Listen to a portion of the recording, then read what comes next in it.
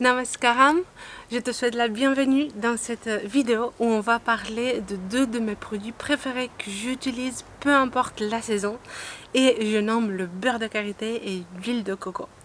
Si c'est la première fois qu'on se rencontre, je m'appelle Ilinka Dumitru-Blanchard et j'accompagne les personnes qui souhaitent créer une vie alignée avec leurs valeurs, avec leurs engagements pour avoir une santé holistique et prendre soin d'eux tout en prenant soin de leur environnement et de la planète.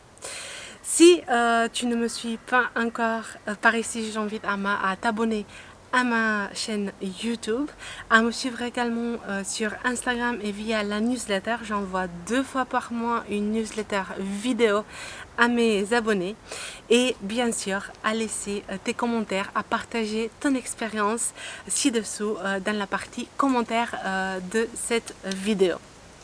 Alors c'est parti pour cette vidéo où on va parler de beurre de karité et d'huile de coco.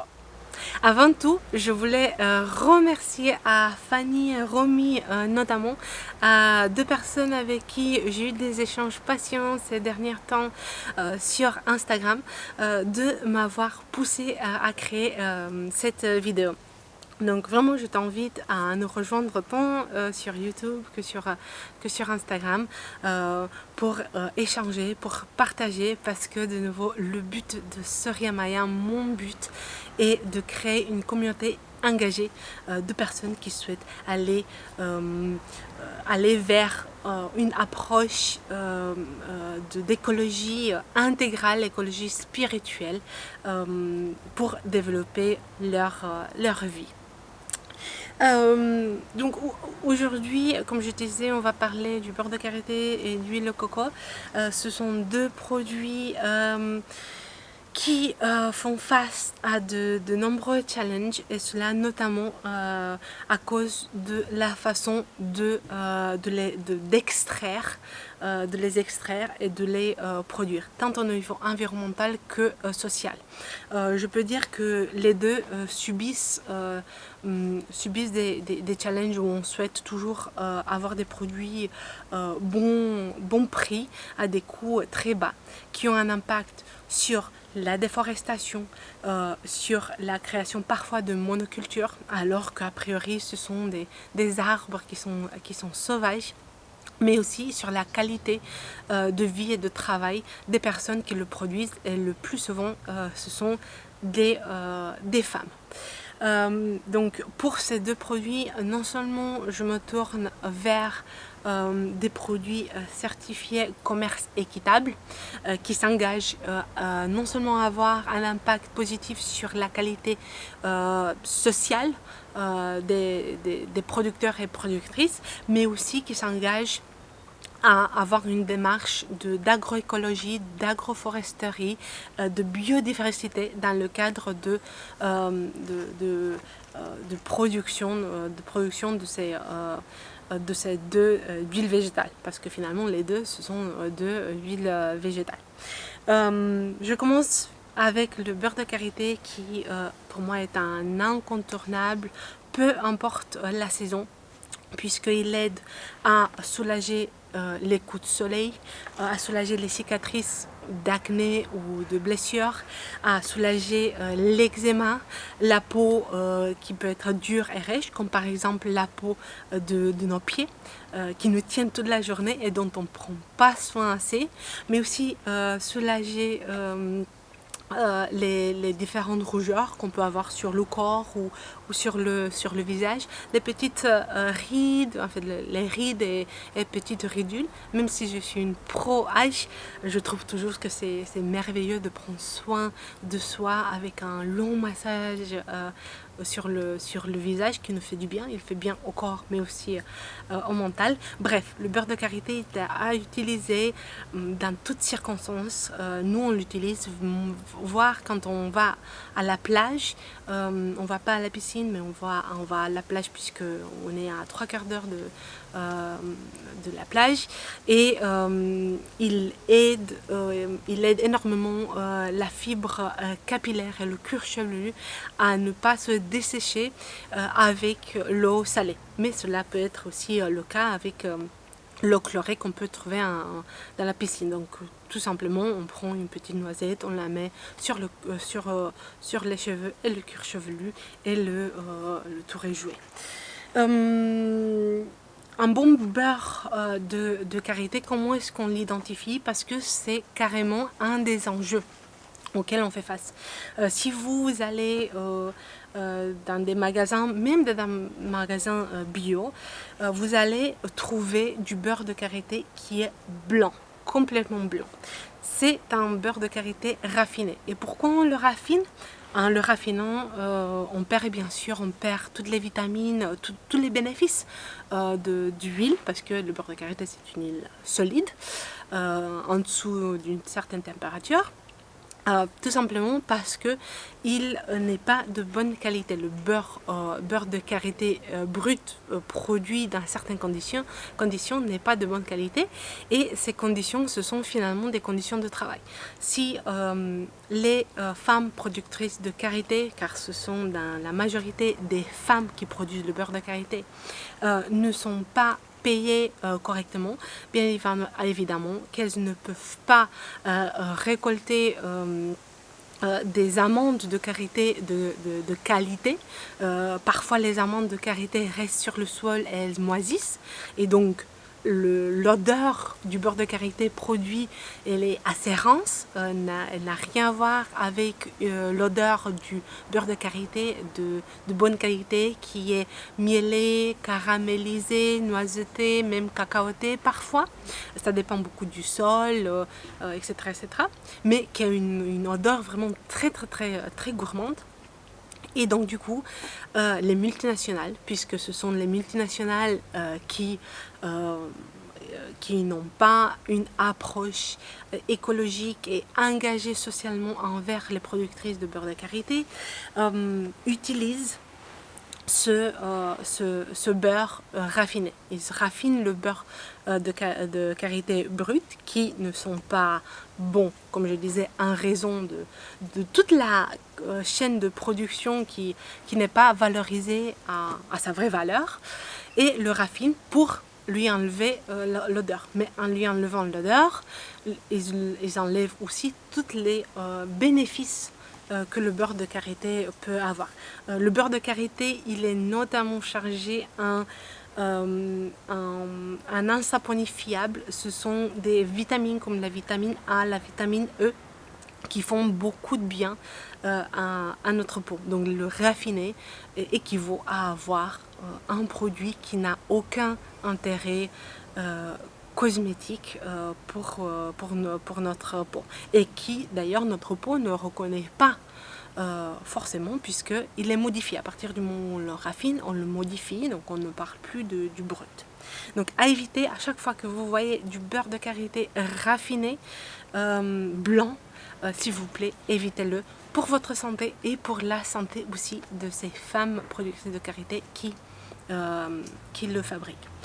Mais en l'occurrence, il y a quelques petites entreprises de l'économie sociale et solidaire qui se sont lancées dans des projets de cœur pour ramener un peu de justice au beurre de karité, pour sauver notre peau au sens propre et figuré, puisque leurs engagements vont au-delà de tout ce qu'on peut imaginer, leurs engagements environnementaux et sociaux.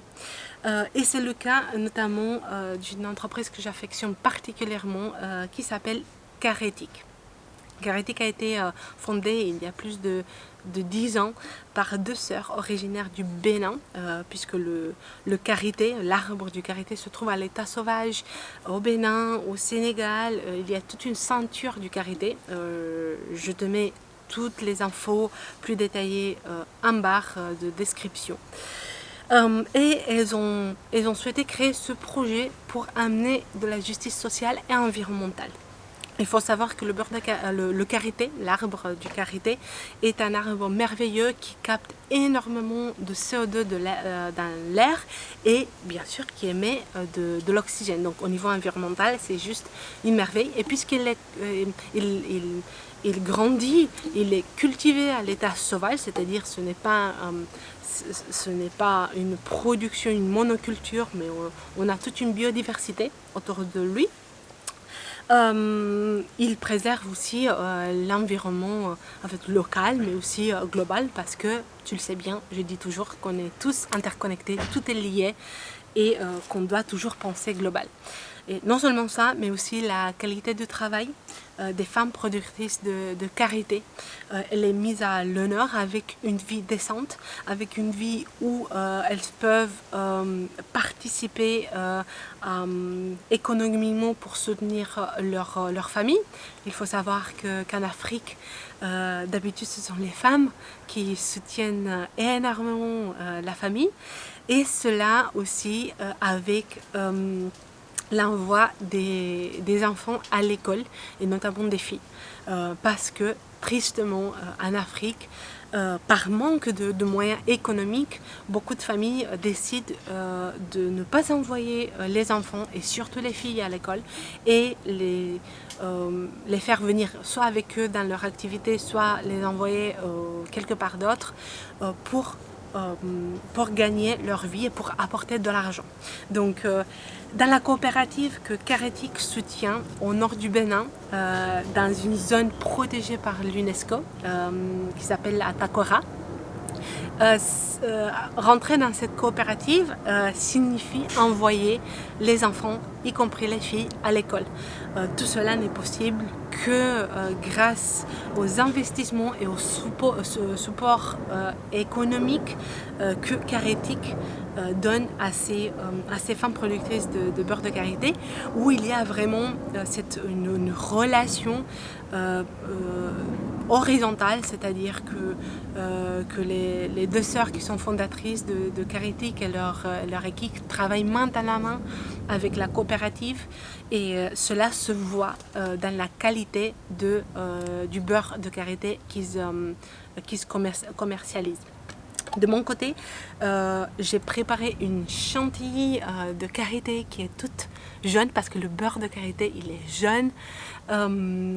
Pour l'été, en ce moment bien sûr, en utilisant du beurre de karité, d'huile de coco et d'huile d'églantier, dont je vais te parler ensuite. Mais il faut savoir que Karetic commercialise aussi un petit catalogue de produits basés sur le beurre de karité, le même beurre de karité. Et ici, je vais te parler de mes deux autres favoris, qui sont les savons saponifiés à froid. Tant celui commercialisé pour le corps comme celui commercialisé pour les cheveux. Ils sont riches en 30% de beurre de karité. Ils sont saponifiés à froid par un maître savonnier certifié Nature et Progrès, qui à mon sens est le label bio le plus engagé.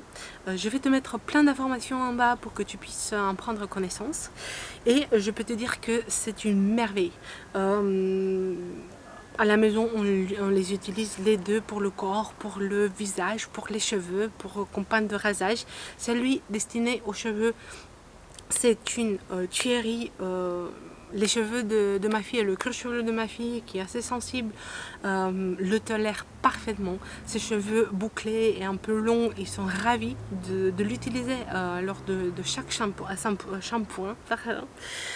Donc ce sont vraiment deux produits que je te conseille, et les acheter en vrac aussi par plusieurs, en quantité plus importante, permet aussi de réaliser des économies, qui est important. On réalise des économies tout en gardant une qualité au top de ces savons que j'adore énormément.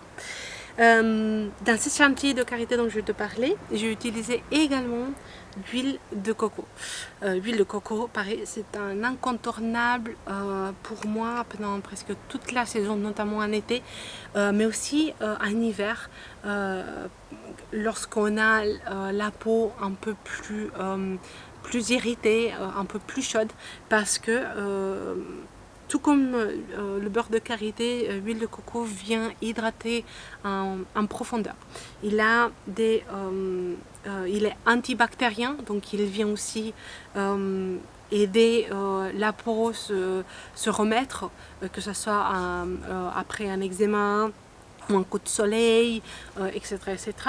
Mais il est un très bon hydratant indirectement. Il pénètre très bien dans la peau et il retient très bien l'hydratation de la peau. Donc par exemple en été, il est vraiment top si on souhaite juste avoir une huile qui pénètre très vite dans la peau et ensuite pouvoir sortir puisqu'il fait chaud. Et bien sûr, tout comme pour le beurre de karité, l'huile de coco est une préférée de nos cheveux et de notre cuir chevelu. L'affinité, elle est juste magnifique. Mais, comme toujours, il faut choisir la bonne qualité. Et ici aussi, je me tourne vers une autre marque équitable qui s'appelle Valudo. Valudo qui se trouve en région de Sao Tomé et qui produit un tout petit catalogue de produits à base de coco, que ce soit huile de coco, farine de coco, coco râpé, voilà.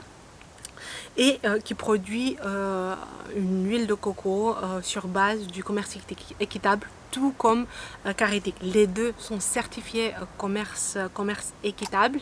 Caritic de son côté est certifié World Fair Trade Organization et Valudo du sien est certifié Fair for Life. Et ça c'est très important parce que parfois on peut avoir du greenwashing qui nous assure que tout est équitable, mais parfois, en l'absence d'un label, on peut être douteux. Donc soit on connaît très bien le fournisseur et on sait que tout est équitable effectivement, soit on utilise ces labels qui certes ne sont pas parfaits, on ne va pas rentrer en détail aujourd'hui, mais qui offrent des engagements.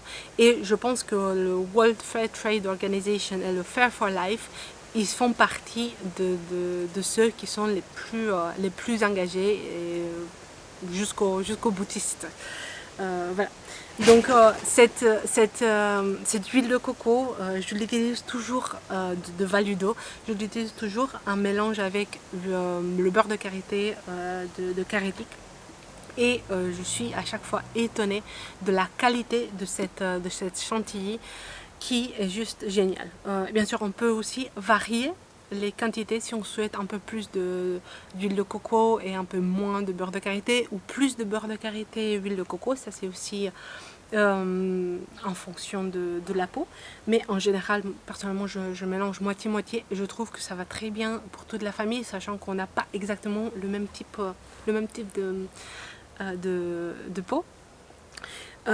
Et pareil, tout comme Caritic, Valudo s'engage pour une rémunération juste des personnes qui produisent l'huile de coco, mais aussi pour une sauvegarde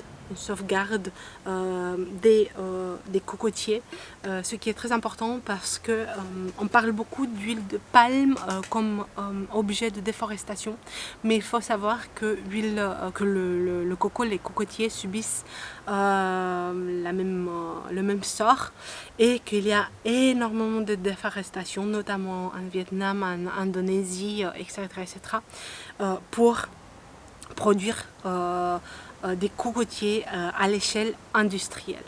Donc non seulement cela a un impact sur l'environnement, mais aussi il y a énormément trop de cas où on utilise soit les singes, soit des enfants pour cueillir les noix de coco. Et bien évidemment, cela va en contradiction avec toute écologie spirituelle et tout respect envers nous-mêmes, envers la nature qu'on souhaite développer. Donc je te conseille vraiment à chaque fois que tu utilises du beurre de karité ou huile de coco, te renseigner si c'est une démarche équitable, idéalement certifiée par le commerce équitable, pour éviter ce genre de cas qui existe encore trop. Dans cette chantilly de karité juste merveilleuse qui commence à fondre parce que ici il commence à faire très chaud. J'utilise également une toute petite partie d'huile d'églantier.